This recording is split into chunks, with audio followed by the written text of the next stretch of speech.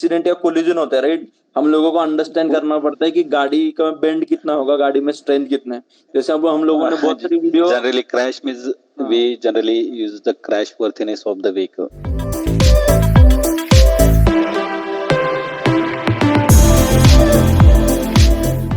Hello everyone. तो जैसे हमने लास्ट वीडियोस में देखा था, हमने डिज़ाइन इंजीनियर्स का बुलाया था, उनके करियर का गाइडेंस हमने लिया। आपका जो रिस्पॉन्स था उस वीडियोस को काफ़ी अच्छा था।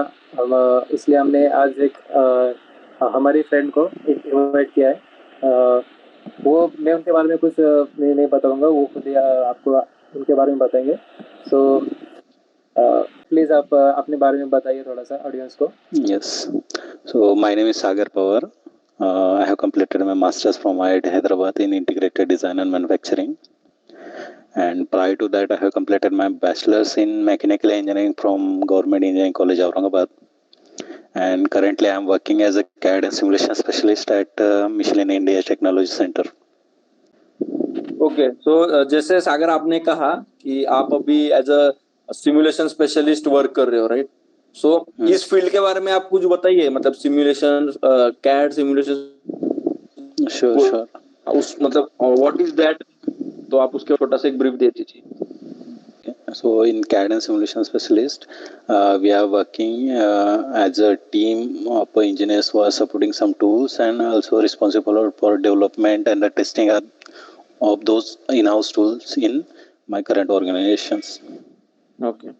Yes, we are responsible for adding new features and as well as developing some new in those tools, as well as to develop methodologies and all testing framework and all those things. Okay Sagar, आपने जैसे बोला CAD और simulation specialist, right, पर आप किस चीज का simulation करते हो और कौन से डोमेन में करते हो? जैसे जनरली हमारे में सीएफडी होता है, एफए डोमेन होता है, तो आप स्पेशली कौन से डोमेन में कर रहे हो, उसके लिए कौन से टूल्स यूज कर रहे हो, उसके बारे में छोटी सी जानकारी दोगे तो अच्छा होगा व्यूअर्स के। अभी के लिए तो मैं मतलब इन हाउस टूल है वो ही यूज करता हूँ सिमुलेशन के लिए। और जो आप बोल रहे हो जनरली हमारा स्ट्रक्चरल एनालिसिस रहता है और डिपेंड्स स्टैटिक स्ट्रक्चरल और रिजल्ट्स कौन से चाहिए उस हिसाब से हम अलग अलग कैलकुलेशन करते हैं। सागर, आप बोल रहे थे आप कैड और सिमुलेशन स्पेशलिस्ट हो, राइट? तो सिमुलेशन के बारे में कुछ बताना चाहिए। आप मतलब एफईए में काम कर रहे हो या सीएफडी में कर रहे हो? Okay. आपने कैड स्पेशलिस्ट बोला, तो वो प्रोफाइल क्या है, तो आप छोटा सा ग्लांस दे दीजिए क्या कर रहे हो। मैंने पहले इसके पहले काम किया था ईडियाडा में एज अ क्रैश एनालिस्ट। सो वहाँ से मैं शुरुआत करता हूँ। Generally that was my prior experience. Based on that, I will share some details regarding the calculations of the simulation which we can do. Okay. So in idiot, I was working as a crash analyst. There I was handling the full vehicle projects. Okay, full model and some cut model as well. So their majority work of the CE analyst is to properly understand the problem, and after that you have to build that model, means proper bonding conditions and the meshing as well. Means what actually happen in FA domain, we are reducing the infinite degrees of freedom to the finite degrees of freedom, right? So that we can apply the equations of that physics to it, and we can solve the small elements, and we will get the results. And after just accumulating the results at the nodes, we will get the entire output. So I will just give you idea about the what is API. So every engineering problem can be solved with the help of two methods, that is analytical method, numerical method, and the experimental method. But what happens in the analytical method, we have a lot of difficulties because it cannot be solved with the help of that method. We cannot solve the complex problem. For example, for simple problem like to find the stress or the we can say the field variable of in a simple universal testing machine. With the help of that tensor test, we can easily identify those variable. But for example, if the component is loaded in multiple direction and it has a complex loading conditions, at that time the actual analytical method fails. Okay, so that's the majorly disadvantage of that method. And I will discuss something about the experimental method. In the experimental method, it's quite costly and difficult to do the what we can say the to achieve that environment. For example, if it's high standard deformation, then it can be possible. But what happens to study the for the various iteration of that design, we will require the new component at every iteration, and it will cost a lot. Because of that, it's quite difficult, right? And if you are saying that means how that cost is too much during every iteration, we can say that, for example, I will give you an example of simple door panel. So in the door panel, it's designed by using the, I will say, the plastic door panel or the interior team. Okay. So at that time, we have to design the mold for the same, and that mold cost is too much. Even though we have to set the various parameters in the machine, we have to change the various things. So for the single component, we can say that we have to design the whole setup. So just imagine the things which we have to set up for the whole car, or the each and every component of that car, like that. So that's a little bit costly. That is experimental method. But we will go to the numerical methods. In the numerical methods, what happens? In the numerical methods means finite element methods. That model we have to simulate with the help of methods, that is numerical methods. So what actually we are doing? We are discretizing that whole component into the some nodes. Means that component has infinite degrees of freedom. Each point we cannot calculate the field variables, that is the displacement of the strain or the variation of temperature. So that what we are doing, we are discretizing that infinite degrees of freedom of that model into finite degrees of freedom, so that we can calculate the values at the particular node only. Okay. So to reduce that infinite degrees of freedom to finite degrees of freedom, we are doing the meshing. So that meshing activities are, we are using the different type of elements. Elements means their behavior in between the two nodes varies based on the types of elements which we use for the finite element analysis. So in the finite element analysis, we generally use the numerical methods, and that's the only importance. In the finite element analysis, we can compute the things based on the external boundary conditions, or based on the things what we have to experiment, so that we can reduce the cost, because the computation cost is very much lower as compared to the experimental cost or the analytical method. Because in the analytical method, we cannot easily simulate the things like a complex model like car crash and all those things. Right. सो अभी जैसे सागर ने बोला, तो मुझे तो FEA में बहुत अलग अलग डोमेन है, राइट? क्रैश है, ड्यूरेबिलिटी है, और बहुत सारे हैं.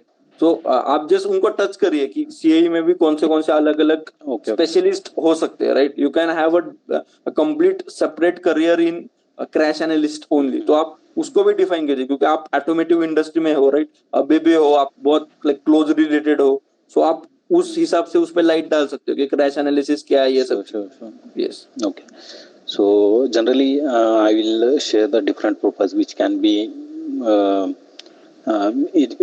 helpful for career growth in the CA domain, like automatic crash, NVH, and durability. These are majority domains. Like in the crash analysis, what we are doing, actually, we are moving the vehicle at the way. Means we are crashing vehicle into the barriers. It depends on the barriers. Those may be the wall or the pendulum. It depends on the regulations which are compulsory in that country. Based on that, we are conducting various tests. Okay. So in the crash analysis, it's a dynamic analysis which we generally use to conduct based on the requirements. Okay. And in the NVH analysis, it's noise, vibration, and harshness. So it's generally the response, structural response. Generally, we used to identify with respect to different loadings. And in the durability, we generally used to identify whether the component is suitable for that component dimension is suitable for that loading or not. Like that, generally we used to do in the durability analysis. So in the crash analysis, mostly in the market, LS Dyna and the PAM Crash are the two major softwares which used by the current industry. And for the NVH, generally Nastran and mostly the OptiStruct, like those softwares are used for the to calculate the response, or the we can say OptiStruct मतलब hypermesh में का solver, right? Or is it something different? actually it's we can say like that only. It's a part of a hypermesh software, right?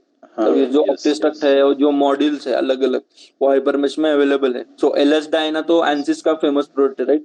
आपने crash analysis के लिए बोला, तो crash analysis just viewers के लिए शॉर्टली बेसिकली कोई भी accident या कोलिजन होता है, राइट? हम लोगों को अंडरस्टैंड करना पड़ता है कि गाड़ी का बेंड कितना होगा, गाड़ी में स्ट्रेंथ कितना है.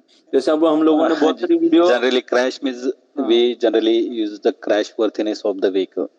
Crash worthiness means what is the response to the component response of those components, means A pillar, V pillar, long member of that vehicle with respect to that impact.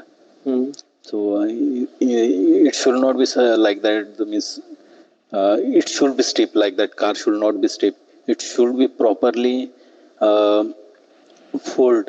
That component should be properly deformed in order to make to keep the passengers or the enter what we can say the compartment, passenger compartment safe like that.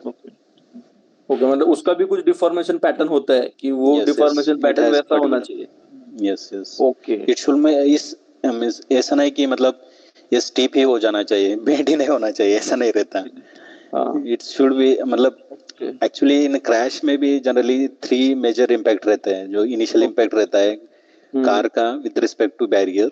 Second impact रहता है जो humanoid रहता है, हम generally human रहता है, उसका interaction with the internal component of car, वो सेकंड इम्पैक्ट रहता है. और जो थर्ड इम्पैक्ट रहता है वो इंटरनल ऑर्गन का इम्पैक्ट रहता है एक दूसरे के साथ. तो वो सब का स्टडी जनरली इसमें किया जाता है. ओके. यस. ओके. ये अब क्रैश आपका प्रोजेक्ट कौन से इसमें है? ओके. क्रैश वर्दीनेस आपने एक चीज बोली, तो मतलब वो क्रैश वर्दीनेस हर ऑटोमेटिक के लिए होता है, राइट? जैसा भी हम लोगों ने बीच में कुछ वीडियो देखी, हिमालय में कुछ क्रैश हुआ और टाटा का सेफ्टी अच्छा था, right? So they showed that the entire car destroy हो गई, पर चीजें सही हुई थी. मतलब ये भी जो चीजें है, जैसे कोई चीज ऊपर से नीचे गिर रही है, वो भी उसमें ही आती है क्या, इम्पैक्ट या क्रैश? यस, वो जनरली मतलब अभी सिनेरियो कैसे है ना, हर सिनेरियो हम मॉडल नहीं कर सकते हैं. अभी वो वाला मतलब पत्थर बहुत, it's a very rare case. तो जनरली हम रूफ टेस्टिंग की जाती है जनरली, मतलब at around particular degree some plates छोड़े जाते हैं जनरली. तो टेस्टिंग किए जाते हैं, मतलब ए बी पिलर रहते हैं ना, उसका रिस्पांस कैसा रहता है, उसका deformation with respect to that. Okay. Okay. और फिर आपने एक एनवीएच बोला, मतलब एक एनवीएच बोला, वो बेसिकली वाइब्रेशन के लिए था कि स्ट्रक्चर का वाइब्रेशन क्या हो रहा है. Yes yes. एनवीएच सॉफ्टवेयर है. एनवीएच फील्ड है नॉइज, वाइब्रेशन, हार्शनेस. मतलब सीआई में एक्चुअली 2-3 चीजें हैं, जैसे एक इम्पैक्ट टेस्ट होती है, क्रैश टेस्ट है, इम्पैक्ट टेस्ट, एनवीएच होती है, राइट? और ये जनरली ये 3 जो बोल रहा हूँ मैं ऑटोमोटिव के लिए बोल रहा हूँ मेजॉरिटी, क्योंकि हमारा सीए डोमेन मेजॉरिटी ऑटोमोटिव के साथ डील करता है. उसके बाद मतलब प्रोडक्ट में आता है, तो product can be component level और it can be assembly level. सब में एक लेवल पे एनालिसिस होता है. तो इसमें भी होता है, लेकिन I will talk a little bit less as compare to automotive. तो आपने बीच में कुछ सॉफ्टवेयर के भी नाम लिए थे, एलएस डायना है और ऑप्टिस्ट्रक्ट है. तो इसके जो है ना, मैंने कई सारे कोर्सेज देखे हैं जो कि मार्केट में बहुत सारे अवेलेबल है, उसके फीस भी काफ़ी ज़्यादा है. तो आप कुछ पॉइंट्स आप बता सकते हो जो हमें देखने चाहिए वाइल सिलेक्टिंग द कोर्स. क्योंकि कैसा है कि कई सारे मोस्टली कोर्सेज में सॉफ्टवेयर सिखाया जाता है जो कि इनफ नहीं है. कुछ कोर्सेज अच्छे हैं जहाँ पे आपको थ्योरी भी सिखाई जाती है. तो उन थ्योरी पॉइंट्स में कुछ इंपॉर्टेंट पॉइंट आप हमें बता सकते हो जो हम क्रॉस चेक कर सकते हैं. एक्चुअली कैसा है ना, जो tools is generally secondary part. First we have to focus on the basic concept. So to study the basic concept, because mostly all the tools are based on the similar platform. Means it has the same kind of element structure and it has the same steps. Just convert the CAD into the mesh into the boundary condition. After boundary condition, just launch the calculation and we will get the result after some time. Okay.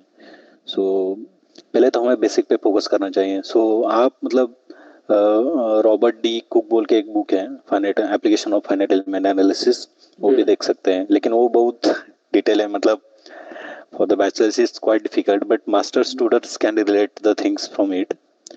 For the bachelors I will suggest the Nitin Gokhale, one of the author from Pune University, I think. So that book is very good. So if you are a beginner, that book is really good for you. And apart from that, to focus on the basics, you can go through some NPTEL courses like Dr. Krishna Kumar course on finite element analysis, and one is from Nachiket Tiwari, basics of finite elements. Both are very good. Means I have done both the courses. Those are really good. Okay, so Yes. Market में जो जो भी courses है, we can use it to learn the softwares only, क्योंकि उनसे ज़्यादा Yes, in the market. तो जो थ्योरी जो हमें सीखनी है, वो जो आपने जो बुक्स बताए उससे जो NPTEL का भी आपने बोला, उसके जरिए से हम कर सकते हैं. Yes. Okay. And apart from that, if you want to learn the tools, then you will get a lot of documentation from those tools website. Okay. So means to learn that tool also you need basics, and in that also they have mentioned the basic things, and if you easily identify those basic things, then it will be easy for you to learn that tool as well. Okay, अब मैं actually, ये सागर को सवाल पूछूंगा, क्योंकि मुझे college से पता है सागर कोर्सेज वगैरह बहुत ज्यादा करते हैं. ये NPTEL के, मतलब मैं नहीं करता था कुछ, पर सागर को है बहुत इंटरेस्ट. मैं अभी भी नहीं करता वैसे कुछ. सो कोर्सेरा पे सागर ऐसे कुछ अच्छे कोर्सेज आपको पता है FEA के, जो मतलब हम लोग ये पहले बात वीडियो प्रमोशन हम कोर्सेरा को भी प्रमोट नहीं कर रहे हैं. हम लोग जब पूछ रहे हैं, क्योंकि कोर्सेरा के जनरली कोर्सेज हम लोग IIT में थे, वी हैव अ सब्सक्रिप्शन. सो बहुत सारे लोग करते थे. सागर खास हिसाब से सागर अच्छे कोर्सेज सागर को पता होते हैं, तो मैं जनरली एडवाइस भी पूछता था, तो सागर को ही पूछता था कि कोर्सेज कौन से अच्छे. तो आपको कोई कोर्सेरा पे कोर्स पता है जो FEA के लिए या CAD कटिया मॉडलिंग कौन से भी सॉफ्टवेयर के लिए अच्छा होगा? अच्छा, okay. For the FEA generally एक कोर्स है, वो बेस्ड ऑन द फ्यूजन 360 है. वो क्लाउड कंप्यूटिंग सॉफ्टवेयर है. वो मतलब वो सॉफ्टवेयर एक मतलब इनिशियल स्टेट CAD से लेकर एनालिसिस तक, तो डेवलपमेंट मैन्युफैक्चरिंग फेजेस तक पूरा सपोर्ट करता है. इसमें कोर्सेरा पे बहुत सारे कोर्सेज है, मतलब छोटे छोटे उनके, तो वो आप जा सकते हैं. वो क्लाउड कंप्यूटिंग सॉफ्टवेयर है. वो डायरेक्टली लॉन्च करने के बाद वो क्लाउड से कंप्यूट करता है सारे थिंग, और आपको डायरेक्टली रिजल्ट देता है. ओके. अब मुझे एक्चुअली और चीज पूछनी थी. आप मैन्युफैक्चरिंग बैकग्राउंड से हो, राइट? मतलब मुझे पता है IIT में तो हम लोगों को बहुत सारे कॉमन सब्जेक्ट्स थे, जिसमें आपने FEA और एडवांस FEA लिया था. तो पर मुझे ये पता था FEA छोड़ के भी आप ना सिमुलेशन करते थे मैन्युफैक्चरिंग फ्लो प्रोसेस के. उस सॉफ्टवेयर के बारे में कुछ बोल दीजिए. मतलब मुझे पता है वो एक रेयर चीज है, पर स्टिल उसकी भी अच्छी डिमांड है, क्योंकि वो बहुत रेयर कमोडिटी. तो आप उसके सॉफ्टवेयर के बारे में और ये सब बोल सकते हो कि मतलब जनरली लोगों को लगता है मैन्युफैक्चरिंग डोमेन है, मतलब सिर्फ एज अ सुपरविजन काम होगा, या सिर्फ मैनेजर बन के वी हैव टू सुपरवाइज. पर उसमें भी टेक्निकलिटी बहुत है, क्योंकि आप मिनी टैब वगैरह बहुत सारी चीजें IIT के टाइम यूज करते थे, और कुछ सिमुलेशन के सॉफ्ट आप ANSYS भी यूज करते थे, फ्लुएंट, जितना मुझे पता है, कुछ चीजों के लिए, सॉलिडिफिकेशन और मेल्टिंग के लिए. पर आप कुछ और ज्यादा डिटेल में बताइए और कौन से सॉफ्टवेयर है और उसकी इंडस्ट्री डिमांड कैसी है. ठीक है, मैं मतलब एमटेक के कुछ प्रोजेक्ट के बारे में बात करूंगा मैं. ठीक है, तो मतलब कैसा था, मैं मास्टर्स में मेरा इंटीग्रेटेड डिजाइन और मैन्युफैक्चरिंग था. वो डोमेन ऐसा है कि उसमें बोथ है, design, manufacturing and some of the part from the thermal as well. So कुछ मेरे प्रोजेक्ट मतलब मल्टी डोमेन है. तो हमने कुछ स्टडी केसेस दिए थे CFD रिलेटेड. तो चिप फॉर्मिंग प्रोसेस था, टर्निंग या फेसिंग था. तो उसका with the help of CFD कुछ एनालिसिस, थर्मल एनालिसिस वगैरह किया था. इतना डिटेल नहीं किया था. उसके बाद एक मेरा मेजर प्रोजेक्ट था कि वायर आर्क एडिटिव मैन्युफैक्चरिंग का था generally with the help of welding torch we are depositing layer by layer and we are creating wall from that layers okay so वो एक्सपेरिमेंटल था साथ में मैंने थोड़ा सा एनालिसिस भी किया था विद द हेल्प ऑफ सिमफैक्ट बोल के एक सॉफ्टवेयर था वो जनरली मतलब हम एबेकस में भी कर सकते हैं उसका एबेकस में कैसा है ना मतलब वो मतलब ब्रॉडर डोमेन तक मतलब कुछ भी कर सकते हैं सिमफैक्ट में ज़रा सिंपल बनाया था सिमुलेशन उसका तो मैंने एबेकस से मतलब नोट्स की फाइल ली थी और वो सिमफैक्ट में कॉल करने के बाद वहाँ पे मतलब नोट्स और एलिमेंट्स के सिमफैक्ट में कॉल करने के बाद वहाँ पे बाउंड्री कंडीशंस और मटेरियल अप्लाई वगैरह कर दिया उसके बाद जो वेल्डिंग टॉर्च है उसका मतलब पाथ वगैरह गाइड कर दिया उसके बाद वो मतलब वेल्डिंग का कैलकुलेशन किया ओके मतलब आपने एबेकस में मेश जनरेशन और प्री प्रोसेसिंग किया था उसके बाद इधर मतलब आपको दोनों टूल्स की नॉलेज थी यस यस और एबेकस में भी मतलब सिंगल ही कर सकते हैं लेकिन एबेकस में कैसा है ना उधर मतलब फोटोन स्क्रिप्ट लिखने पड़ते डेथ एंड बर्थ एलिमेंट मतलब उसका नाम मतलब एलिमेंट है ना as a torch moving that element should create like that we have to write a script and for the heat source also we have to generate a script like that sorry for the moment of touch we have to give the python script and for the hit source and the birth and the creation you require the photon script like that okay okay अब मुझे ये पूछना था आप IIT में थे तब आप कौन से सॉफ्टवेयर यूज कर रहे थे उसके बाद आपने इंडस्ट्रीज में कौन से यूज किए और वो ट्रांजिशन क्या था okay so in IIT I will start from the CAD softwares in IIT Hyderabad we have used solid edge for one of our lab and after that for the simulation purpose I have used ANSYS, Abacus and the SimEffect and currently in industry I am using those in-house tool and in prior organization I have used the LS Dyna, Abacus and the ANSYS Meta. ANSYS Meta are the two pre-processing and post-processing software from Beta C, one of the organizations. हाँ तो मेरा अगला सवाल आपसे ये है जो आपने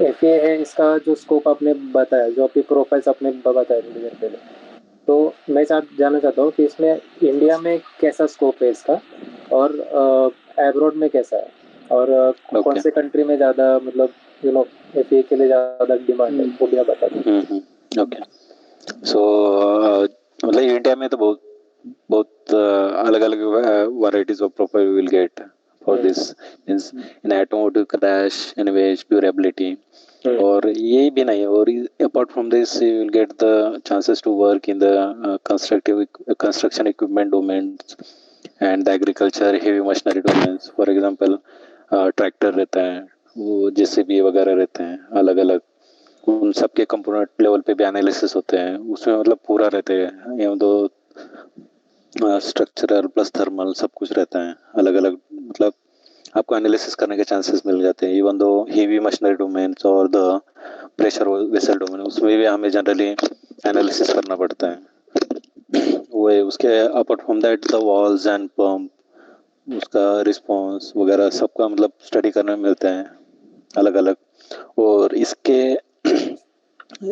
बाद भी मतलब अगर आप बहुत स्ट्रांग हो गए एफए में कि आप पूरा कोड लिख सकते हो तो आप एज अ डेवलपर भी काम कर सकते हो to write a code for the particular analysis और लाइक दैट एंड उसके साथ टेस्टिंग में भी आपको चांसेस रहते हैं क्योंकि आपको अगर आपने आईटी इंडस्ट्री का थोड़ा नॉलेज एक्वायर कर लिया तो आप टेस्टिंग में भी सही चल सकते हैं उसके लिए वो टूल टेस्टिंग थोड़ा सा आपने पाइथन स्क्रिप्टिंग बैच स्क्रिप्टिंग थोड़ा सा किया तो हो जाता है कोड CI/CD के लिए गिट जेनकिंस वगैरह किया तो भी हो जाता है ओके तो मुझे ये जानना था जैसे मुझे पता है आप सीआई ऑटोमेशन भी कर रहे थे राइट तो सीआई ऑटोमेशन के लिए आपने क्या सीखा और किस तरह कौन सी चीजें ऑटोमेट की क्योंकि अभी जैसे हम लोग मूव हो रहे हैं राइट ऑटोमेशन या जिसको स्क्रिप्टिंग वगैरह आ रही है उनकी डिमांड है आगे बिकॉज एक अलग ओवरऑल स्किल ऐड करेंगे हम लोग राइट सो आप सीआई ऑटोमेशन के बारे में कुछ बोलना चाहेंगे या अभी आप जो जॉब कर रहे हैं उसमें भी बहुत सारी स्क्रिप्टिंग वगैरह चीजें हैं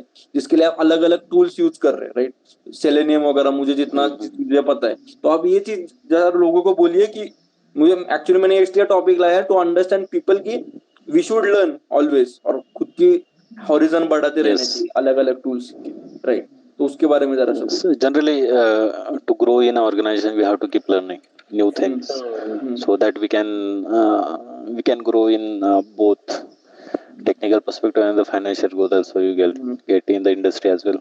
Okay. So इसके लिए कैसा है ना, जनरली हमें जनरली बहुत सारे, अभी तो Python is language which we can easily use anywhere. I will say anywhere. And for the mechanical background people, it's quite easy to learn as compared to other languages like Java and C++.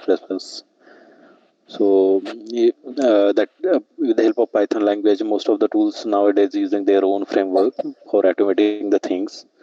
And if the person knows Python, then he can easily add up the things. Okay. And that will be the benefits for the mechanical engineers. Even he is from the mechanical background, he knows the language in a very good manner, then that will be good for him to grow in the industry. And mostly what happens in the Python, we generally use the functional programming. That is, what are the technical equations we have that we are to write in that language. So Okay. if the person from other background, it's quite difficult for him to understand what's going on behind those equations and what are those things. And apart from that, the growth of the domain in out of India, I will say in the Spain, Germany, most of them they're only focused on the automotive domain. So there we will get the good chances to grow in various fields. Generally मैंने भी ये देखा है ना, Europe में और UK में, if you have like 5+ years experience, you have a good chance. और जनरली लोग अगर, तो प्रॉब्लम वो हो रहा है स्पॉन्सरशिप का. But you have, once you have 5+ experience and a relevant skill, you can like pretty much easily move कर सकते हो यूरोप में. और जापान के बारे में तो अब शरद के एक वीडियो में शरद ने बताया है कि जापान की वेबसाइट भी कौन सी है, जो हम लोग उस वीडियो में शेयर करके इधर भी शेयर करेंगे, कि अगर आपको जापान में जाना है, क्योंकि जापान में बहुत स्किल जो बोलते हैं ना एम्प्लॉयज की, उनकी डिमांड अच्छी चल रही है. इनको स्किल अच्छी चाहिए, उनको सिर्फ जापानीज लैंग्वेज कुछ टेस्ट वगैरह जो लेवल है वो चाहिए. तो हम लोग आप उधर भी ट्राई कर सकते हो. मतलब अगर किसको अब्रॉड जाना है या किसको अपना लाइफ फाइनेंशियली बेटर करनी है कम दरों में, तो that can be a good. Sagar ने कहा, जैसे हम लोग सुन रहे हैं. जो आपका जो फील्ड है FEA के लिए, जो भी आपके प्रोफाइल्स भी आपने मेंशन किए, उसको परस्यू करने के लिए is it enough to be a graduate और मास्टर्स करना जरूरी है उसके लिए? Okay, so you can start from the bachelor's as well, but it's quite difficult. In the bachelor's, we have very less subject which are relevant to the APA. So most of the times what happens, those subjects are already elective. So most of the times people ignore those subjects, and after that they are trying to seek the job in the APA domain. So that's really bad thing. So if you have to learn, then you have to go for those subjects like FEA, finite element analysis, computational fluid dynamics, that is CFD. And if you know the basic, then it's quite easy for them to get the job in the same industry, right? So it's not necessary that you should have the at least the masters. You can go with a bachelor's as well, but you should have the domain knowledge, or you should have any prior experience, or the prior subject you have studied in the same domain. That will be a good idea. Right. लेकिन जो हमें जो BE में जो elective होता है ना, वो बहुत इंट्रोडक्टरी लेवल पे होता है, जस्ट ऊपर से बस नॉलेज. तो अगर उसको और इंक्रीज करना हो, तो जैसे आपने LPTL का भी एक बताया था, तो वो one can learn from that site also. Yes. Just we need to select the electives in that way. Yes, electives in that way. If you are in bachelor's, in the masters, anyway you will get that subject as a compulsory one. तो जैसे अभी सागर ने बोला, right, हम लोग BE में course ले सकते हैं. BE में 4th year में कोर्स लिया था, पर फ्रैंकली स्पीकिंग मुझे कुछ नहीं समझ में आ रहा था उस टाइम. शायद उस स्टेज में शायद उतनी अपने को लाइक नहीं होती सब्जेक्ट की, या उतनी डिटेल में हम लोग चीजें भी नहीं समझ सकते. तो ये मेरा एक्सपीरियंस है एट बैचलर लेवल्स, वो चीज जरा सी कॉम्प्लिकेटेड है समझने को. I will add in this as well. मैं अपने को टाइम भी ज्यादा मिल गया. Yes, actually एक लाइन लिखी है, pick an up जो आप थर्मोडायनेमिक्स पे जनरली बुक यूज करते हैं हम, उसके एक लेफ्ट साइड के पेज पे एक लाइन लिखी, if you go through this book once then you will get only the 10 to 20%. If you go through the same book again, then you will get the 25 to 30%. If you repeat so many times, then you will get up to a saturation limit that you will get most of the things. I will say same in the FA. Even though you go through the first time in the Krishna Kumar sir's lecture as well as Nachiket sir's, you will get hardly 20%. Wow. सागर, अब मतलब एक important सवाल जो हम लोग सब देखते हैं, राइट? हम लोग देखते हैं कि अपने को काम कैसा लग रहा है, उसकी ग्रोथ, पर ये भी इम्पोर्टेंट है फाइनेंशियल ग्रोथ कैसी है। तो इस डोमेन में फाइनेंशियल ग्रोथ कैसी है? अगर एक आप ग्रेजुएशन के बाद जा रहे हो या पोस्ट ग्रेजुएशन के बाद जा रहे हो, और अगर आपका एक्सपीरियंस बढ़ते जा रहा है, तो आपकी सैलरी रेंज किस तरह से बढ़ती जाएगी और उसको बढ़ने के लिए क्या करना चाहिए? ये 2-3 सवाल है। Generally, for the bachelors, most of the industry is hardly take bachelors for the FA domain, and they generally prefer the masters. If they get the chance, if the candidate is very strong in that, then they generally take the risk. Okay. So generally लेते हैं, और अगर मतलब bachelors लिए तो generally meshing के लिए prefer करते हैं। Meshing generally what we call preprocessing, वो एक 1.5 साल जनरली मेशिंग पे डिप्लॉय करते हैं, उसके बाद कैलकुलेशन का दे देते हैं। तो जनरली सैलरी रेंज 3.5 से स्टार्ट हो जाती है बैचलर्स की। तो जनरली मैं बोलूँगा कि जब आप स्टार्टिंग में हो इस डोमेन में, तो सैलरी पे नहीं, ज़्यादातर फोकस करना चाहिए लर्निंग पे थिंग्स, उसके बाद आप ग्रो हो सकते हैं इजीली। तो क्या कर रहे रेंज आप बता सकते हैं सैलरी का कि कितना होता है? Yes, from 3.5 to it depends 7, 8 like that for bachelors, and from masters also it start from 5 to 5 and above. Okay. Yes. क्योंकि अबव तो कुछ भी हो सकता है, क्योंकि अगर एक बड़ी एमएनसी, वेल एस्टेब्लिश एमएनसी है, तो उनके स्टैंडर्ड पैकेज ही मोस्टली 10+ से स्टार्ट हो जाते हैं, right? So it all depends कि ऑर्गेनाइजेशन कौन सा है और आप कौन से डोमेन में जा रहे हो। ये 2-3 चीजें एक्चुअली सैलरी डिसाइड करते हैं। अगर आप छोटे इंजीनियरिंग इसमें जा रहे हो ना, तो हम लोगों ने भी वो देखा है कि उनकी सैलरी रेंज उतना नहीं होता है, बट अगर आप एमएनसी में जा रहे हो तो रेंज बहुत अलग हो जाएगी। Yes. ओके, सो अच्छा जवाब था, सो दैट व्यूअर्स को कुछ आइडिया मिली रहेगी कि सैलरी रेंज क्या हो सकती है और किस डोमेन से हो सकती है। तो आई गेस हम लोग एंड के तरफ बढ़ रहे हैं। सो अगर आपको कुछ मतलब एंड मैसेज देना होगा एस्पिरेंट्स की, तो मतलब ऐसा कुछ नहीं कि एफए का मैसेज होना चाहिए, एक कुछ जनरल मैसेज भी हो सकता है, क्योंकि जनरल मैसेज अच्छे होते हैं जनरली जो भी आते हैं, तो मतलब लोग उससे सीख सकते हैं। सो आपका कुछ एक्सपीरियंस था, आप आपके लाइफ के बारे में भी बोल सकते हो। जैसे मुझे पता है कि लाइक आप बहुत हार्डवर्क, आप जिस इधर से आए हो, आप बहुत हार्डवर्क करके you have earn what you have earn, so आप वो भी चीजें बोल सकते हो। सो या आपका मैसेज क्या होगा लोगों को? तो मतलब कौन से भी करियर में ग्रो करने के लिए एक तो 2 चीजें रखते हैं, hard work with smart work. मतलब ऐसा नहीं कि आपको सिर्फ पढ़ना है, थोड़ा सा ग्रो भी करना है, मतलब स्किल्स भी बढ़ाने हैं। जरूरी नहीं कि वो टेक्निकली है, you have to improve the communication skill as well. Those are generally focused nowadays. Although you are very strong in technically, you have to focus on the communication and interpersonal skill as well. Those are really important nowadays. And you have to grow in the domain. You have to learn from the basics. Okay. And at the beginning, I will say you will not get most of the things from it, but definitely, when you go through the same thing again and again, you will get something. And definitely, you can saturate up to certain level after you again visit the things. Okay, so thank you Sagar, thank you. मतलब कुछ बहुत सारी नई चीजें हम लोगों ने सीखी, कुछ चीजें रिफ्रेश हुई वापस सुन के, ये भी समझा कि सैचुरेशन कोई भी फील्ड में आ जाता है, राइट? बट हम लोगों को खुद को पुश करना चाहिए, चीजें सीखनी चाहिए। अपने रिसोर्सेज बहुत अच्छे शेयर किए।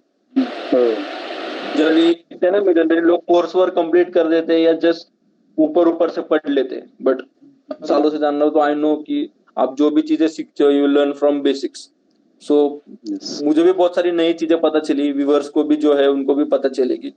सो एक बहुत अच्छा सेशन था जिससे हम लोगों ने तो मैंने और नीरज ने बहुत सीखा, होप सो व्यूवर्स भी सीखे। और या थैंक यू। और आपने जो जो एक लाइन बोली थी पीके नाग, आई थिंक वो मेरे दिमाग में घूमते रहने वाली है हमेशा, क्योंकि मैं उससे ये सीख रहा हूँ कि हम लोग बोलते हैं कि हाँ मैंने ये बुक पढ़ लिया तो अब मुझे सब आ गया।